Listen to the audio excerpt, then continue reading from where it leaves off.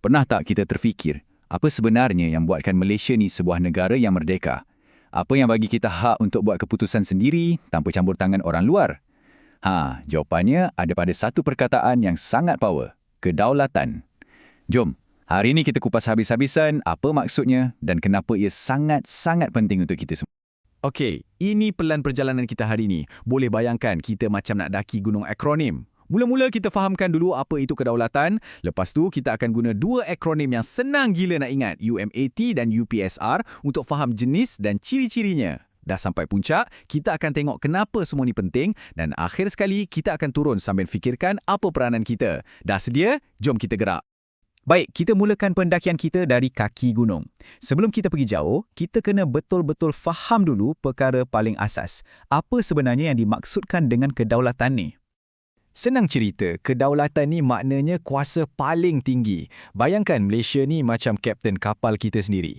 Kita yang pegang steering, kita yang tentukan nak berlayar ke mana, kita yang buat semua keputusan, tanpa perlu tanya atau dapat arahan daripada kapal lain. Itulah dia, kebebasan mutlak untuk uruskan negara sendiri. Dan yang menariknya, idea kuasa tertinggi ni bukan baru tau. Ia wujud dalam banyak bahasa dan tamadun. Cuba tengok dalam bahasa Yunani ada superanos yang bermaksud tertinggi. Dalam Inggeris, sovereignty. Dalam Arab, daulah. Dan dalam bahasa Melayu kita sendiri, daulat. Walaupun sebutannya lain-lain, mesejnya tetap sama. Kuasa penuh untuk memerintah. Tapi kedaulatan ni bukan setakat definisi dalam kamus je. Ia adalah satu konsep yang dibahaskan dan dibentuk oleh para pemikir hebat dunia. Jom kita tengok dua pandangan yang berbeza tapi sama-sama penting. Kat sini ada satu perbezaan pendapat yang menarik. Sebelah sini kita ada Aristotle dari zaman Yunani kuno. Dia kata kedaulatan tu mesti tunduk pada undang-undang. Maksudnya, pemerintah pun tak boleh buat sesuka hati. Tapi Jean Bodin pula kata, tak, kedaulatan itu sendiri adalah kuasa mutlak untuk cipta undang-undang. Jadi, mana boleh ia terikat? Dua-dua pandangan ni sampai sekarang orang masih bincangkan. Okey, kita dah faham definisi asasnya. Sekarang, jom kita sambung pendakian kita. Kita nak tengok pula jenis-jenis kedaulatan yang ada. Untuk part ni, saya nak bagi satu kata kunci mudah untuk anda ingat. Umat. Yap, umat. UMAT.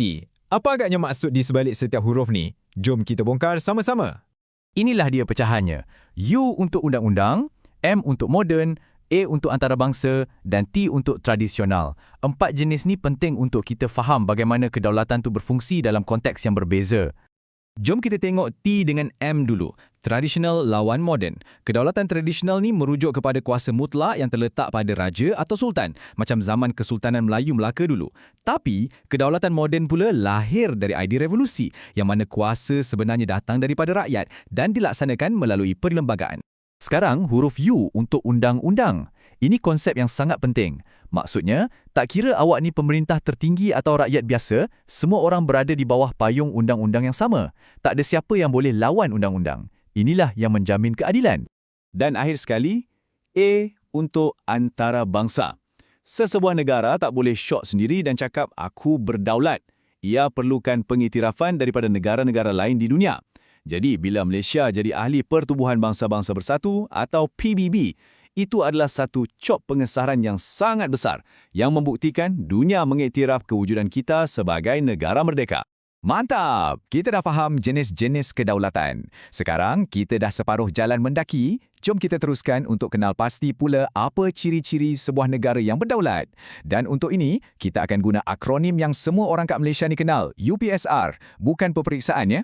Ya, betul tu. UPSR. Jom kita lihat apa sebenarnya empat tiang utama yang membentuk sebuah negara berdaulat. Inilah dia empat elemen wajib ada. U untuk undang-undang, P untuk pemerintahan, S untuk sempadan dan R untuk rakyat. Kalau salah satu daripada empat ni tak ada, negara tu tak boleh dianggap berdaulat sepenuhnya. Jom kita tengok satu-satu.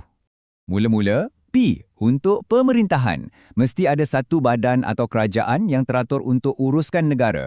Kerajaan inilah yang jaga kestabilan, pastikan negara selamat dan bangunkan ekonomi. Di Malaysia, kita amalkan sistem raja berperlembagaan dan demokrasi berparlimen. Seterusnya, U untuk undang-undang. Setiap negara berdaulat mesti ada sistem perundangan sendiri. Macam buku peraturan lah. Dan bagi kita di Malaysia, buku peraturan paling utama ialah Perlembagaan Persekutuan. Semua undang-undang lain mesti selari dengannya. Kemudian S untuk sempadan. Sempadan ni macam garisan pagar negara kita. Ia menentukan setakat mana wilayah kita dan ia diiktiraf oleh negara jiran dan dunia. Pagar ni bukan saja atas darat, tapi juga meliputi perairan dan ruang udara kita. Dan akhir sekali, komponen yang paling penting, R untuk rakyat. Apa gunanya ada negara kalau tak ada rakyat kan? Rakyat inilah nyawa dan jiwa sesebuah negara. Macam kita di Malaysia, walaupun berbeza bangsa dan agama, kita disatukan di bawah satu identiti kebangsaan. Tahniah semua, kita dah berjaya sampai ke puncak gunung akronim kita. Kita dah faham apa itu kedaulatan, jenisnya dan ciri-cirinya.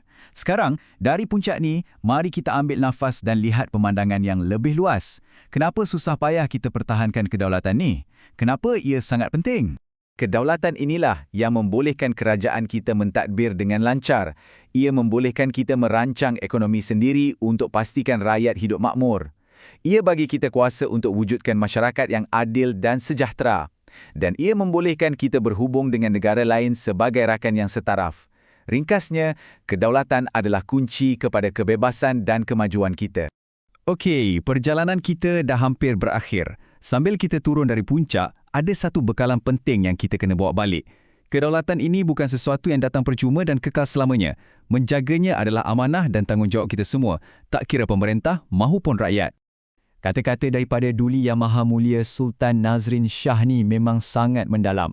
Ia mengingatkan kita bahawa benteng pertahanan kedaulatan yang paling kukuh bukanlah senjata atau tentera, tetapi perpaduan dalam kalangan rakyatnya. Bila kita bersatu padu, negara kita akan jadi kuat dan sukar digugat. Jadi, sebelum kita berpisah, saya nak tinggalkan anda semua dengan satu soalan untuk difikirkan. Apa peranan anda dalam mempertahankan kedaulatan negara kita? Tak perlu fikir benda yang besar-besar. Ia boleh jadi semudah menghormati undang-undang, menolak berita palsu atau meraihkan perbezaan antara kita. Fikir-fikirkanlah, sebab masa depan negara ini ada di tangan kita bersama. Terima kasih kerana sudi bersama saya dalam perkongsian kali ini.